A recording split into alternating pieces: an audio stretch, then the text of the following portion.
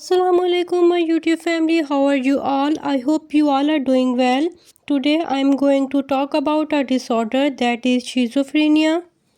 Schizophrenia is severe mental disorder that affect how a person think, feel and behave. A person may lose touch with reality, experiencing hallucination, delusion and disorganized thinking. Schizophrenia basically एक ऐसी संगीन ज़हनी बीमारी है जो कि इंसान की सोच, एहसासात और रवैये को मुतासर करती है। इसमें इंसान हकीकत से कट सकता है, वो चीज़ें देख सकता है या सुन सकता है जो चीज़ें हकीकत में मौजूद नहीं होती। अगर हम इसके मेन सिम्टम्स की बात करें तो इसमें पेशेंट को हेलुसिनेशन होते हैं, डिल्यूजन्स होते हैं और वो डिसऑर्गेनाइज स्पीच करना शुरू हो जाता है। हेलुसिनेशन में सबसे पहले ऐसा होता है कि वो बहुत सी ऐसी मुख्तलिफ़ किस्म की आवाज़ें होती हैं जिनको वो सुनता है जो कि हकीकत में बिल्कुल नहीं होती। डिल्यूजन्स की बात करें तो उसमें वो फ़ॉल्स बिलीव रखता है, गलत वहम पाल लेता है। अब अगर बात करें डिसऑर्गेनाइज स्पीच की कि वो बेतरतीबी गुफ्तगू करता है। अब अगर हम इसके नेगेटिव सिम्टम्स की बात करें तो ऐसे पेशेंट को लैक ऑफ इमोशंस हो जाता है, सोशल विड्रॉल करना शुरू हो जाता है, वो खुद को सोशली आइसोलेट कर लेता है। इसके अलावा लैक ऑफ मोटिवेशन हो जाती है। अब अगर हम इसके कॉग्निटिव सिम्टम्स की बात करें तो उसमें पेशेंट पुअर कंसंट्रेशन करता है, उसको मेमोरी प्रॉब्लम फेस करने पड़ते हैं, उसको डिसीजन मेकिंग पावर को जो है ना करने में बहुत डिफ़िकल्टी पेश आती है। हम इसके कॉज की बात करें तो इसमें ब्रेन केमिस्ट्री इम्बैलेंस हो जाती है, स्पेशली डोपामाइन इफ़ेक्ट हो जाता है। जेनेटिक फैक्टर्स की वजह से भी या फिर फैमिली हिस्ट्री में ऐसा कोई पेशेंट जिसको पहले से ही बीमारी हो जाए उसकी वजह से भी किसी दूसरे पेशेंट तक या दूसरे पर्सन तक भी कन्वर्ट हो जाती है। अब अगर हम बात करें इसमें ब्रेन स्ट्रक्चर एबनॉर्मल हो जाता है। ड्रग अब्यूज़ के वजह से भी शिज़ोफ्रेनिया बीमारी देखने को मिलती है। समटाइम्स ऐसे होता है स्ट्रेसफुल लाइफ इवेंट जब हम देखते हैं तो फिर भी शिज़ोफ्रेनिया बीमारी पेशेंट को हो जाती है। चलिए जी, अब हम शिज़ोफ्रेनिया की टाइप की बात करते हैं। इसकी फ़र्स्ट टाइप है पैरानॉइड शिज़ोफ्रेनिया, सेकंड टाइप है डिसऑर्गेनाइज्ड शिज़ोफ्रेनिया, थर्ड टाइप है कैटाटोनिक शिज़ोफ्रेनिया। पैरानॉइड शिज़ोफ्रेनिया में पेशेंट ऐसे करता है कि वो बहुत ज़्यादा शक करता है, बहुत ज़्यादा खौफ में मुब्तला हो जाता है। डिसऑर्गेनाइज्ड शिज़ोफ्रेनिया की बात करें तो इसमें सोच और बातचीत बिखरी हुई होती है, जिसको कहते हैं सवाल कुछ और करते हैं, जवाब कुछ और देते हैं। कैटाटोनिक शिज़ोफ्रेनिया की बात करें तो इसमें पेशेंट हरकत या रद्द-ए-अमल में कमी करता है, बहुत ज़्यादा अपने आप को मुख्तलिफ़ रद्द-ए-अमल पेश करता है। अब अगर हम इसके डायग्नोस्टिक क्राइटेरिया DSM-5 के बारे में बात करें तो इसमें जो है ना कम से कम 6 मंथ तक पेशेंट के अंदर जो सिम्टम्स पाए जाते हैं। इसमें अगर हम इसके ट्रीटमेंट की बात करें तो एंटीसाइकोटिक मेडिसिन प्रोवाइड की जाती है, psychotherapy, CBT cognitive behaviour therapy, sportive therapy भी प्रोवाइड की जाती है। इसके अलावा काउंसलिंग थेरेपी भी दी जाती है। इसमें फैमिली सपोर्ट और एजुकेशन के ज़रिए हम कम कर सकते हैं। रिहैबिलिटेशन प्रोग्राम बनाए जाते हैं ताकि शिज़ोफ्रेनिया के पेशेंट को हम आसानी से डील कर सकें। शिज़ोफ्रेनिया वर्सेस स्प्लिट पर्सनालिटी की अगर हम बात करें तो शिज़ोफ्रेनिया का मतलब है दो शख्सियत का होना नहीं है, बल्कि एक ऐसी बीमारी है जिसमें लोग अक्सर गलत समझते हैं।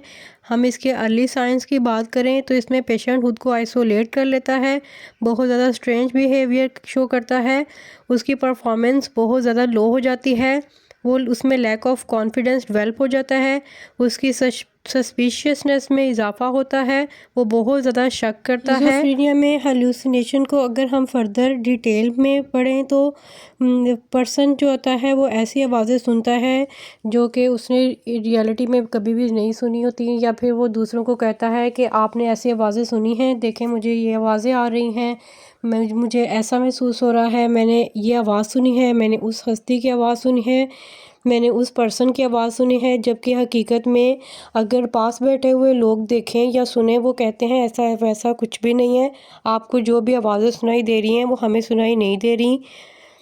फिर अगर हम इसके डिल्यूजन्स को फर्दर डिटेल में पढ़ें तो इसमें पर्सन फॉल्स बिलीव रखता है। वो फॉल्स बिलीव से मुराद ऐसे बिलीव होते हैं जिसके ऊपर हकीकत में इंसान बिलीव नहीं करता। बाज़ औक़ात ऐसे होता है, वो कहता है कि मैंने अल्लाह ताला को देखा है, मैंने हज़रत मोहम्मद सल्लल्लाहु अलैहि वसल्लम को देखा है, मैंने किसी ऐसी हस्ती को देखा है, जबकि हकीकत में ऐसा कुछ भी नहीं होता। उसके फॉल्स बिलीव होते हैं। इसमें अगर हम डिसऑर्गेनाइज स्पीच की बात करें तो इसमें पेशेंट जो होता है वो अपनी बेरब्त गुफ्तगू करता है। वो अपनी जो कन्वर्सेशन होती है उसको आम पर्सन को समझने में डिफ़िकल्टी पेश आती है। वो ऐसी डिफ़िकल्ट कन्वर्सेशन करता है। इसमें पर्सन की सोचें बिखरी हुई होती हैं, इसी वजह से इसको शिज़ोफ्रेनिया बीमारी का नाम दिया गया है। इसमें पर्सन के जज्बात में कमी वाक़या होना शुरू हो जाती है।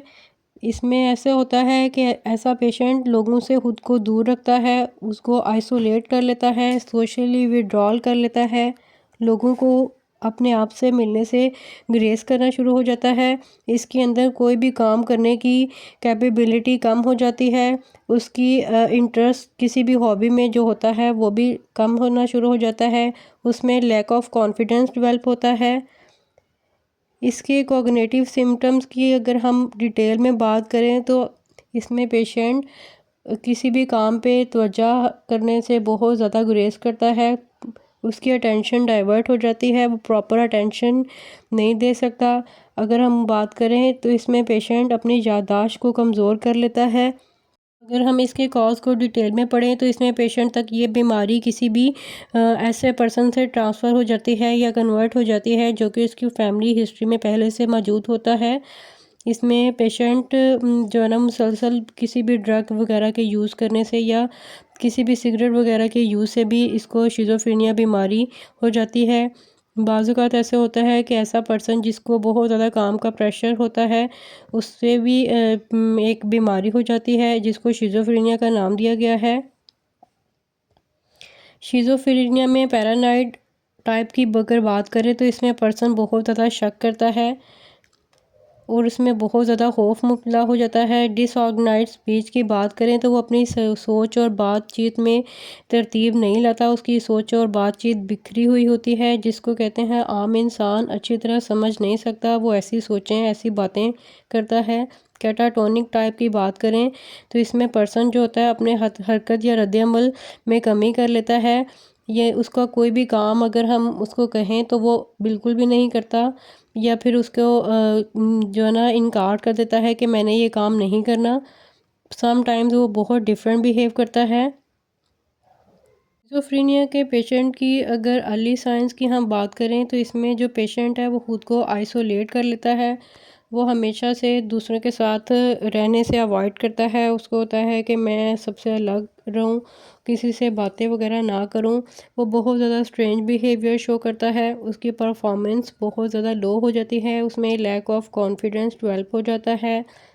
कॉन्फिडेंस बूस्ट अप होने की बजाय वो अपना कॉन्फिडेंस लो कर बैठता है। इसके अलावा बहुत ज़्यादा सस्पिशियसनेस का मुज़ाहरा करता है। उसमें शक वगैरह करने की आदत पैदा हो जाती है। शिज़ोफ्रेनिया बेसिकली एक ऐसी बीमारी है जो कि अगर हम प्रॉपर ट्रीटमेंट करें तो ये ट्रीटेबल बीमारी है। इसमें हम मेडिकेशन और फैमिली सपोर्ट, सिबलिंग सपोर्ट के थ्रू भी हेल्प ले सकते हैं ताकि पेशेंट को इस बीमारी से निकलने में हेल्प आउट किया जा सके। उसके बाद वो एक नॉर्मल ज़िंदगी गुजार सकता है। शिज़ोफ्रेनिया में पेशेंट को कॉग्निटिव बिहेवियर थेरेपी दी जाती है।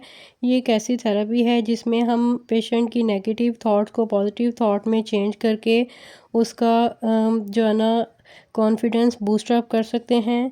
इसमें पेशेंट को स्पीच थेरेपी दी जाती है। स्पीच और लैंग्वेज थेरेपी के ज़रिए वो अपनी बेतरतीब जो गुफ्तगू होती है उसको इम्प्रूव कर सकता है, उसको बेहतर बना सकता है। इसके अलावा सीवियर केसेस में पेशेंट को एंटी डिप्रेसेंट वगैरह दिए जाते हैं। इसके अलावा कुछ ऐसी मेडिसिन प्रोवाइड की जाती हैं जिसकी वजह से उसके जो है ना एंटी साइकोटिक मेडिकेशन प्रोवाइड की जाती है। सपोर्टिव थेरेपी के थ्रू भी अपने आप को वो इम्प्रूवमेंट में ला सकता है। इसके अलावा स्पेशल एजुकेशन प्रोग्राम के ज़रिए भी शिज़ोफ्रेनिया के पेशेंट काफ़ी हद तक अपने नॉर्मल लाइफ गुजारने में सक्सेसफुल हो जाते हैं। समटाइम्स ऐसे होता है कि रिहैबिलिटेशन प्रोग्राम बनाए जाते हैं जो कि शिज़ोफ्रेनिया के पेशेंट को अपने बीमारी को कम करने में बहुत ज़्यादा हेल्प आउट करते हैं। एंटीसाइकोटिक मेडिसिन के ज़रिए भी शिज़ोफ्रेनिया के पेशेंट को काफ़ी हद तक इम्प्रूव किया जा सकता है, फिर वो अपनी ज़्यादा और नॉर्मल ज़िंदगी गुजारने में सक्सेसफुल हो जाते हैं। शिज़ोफ्रेनिया के बारे में एक मिथ है कि ये एक मल्टीपल पर्सनैलिटी डिसऑर्डर है, जबकि ऐसा बिल्कुल नहीं है।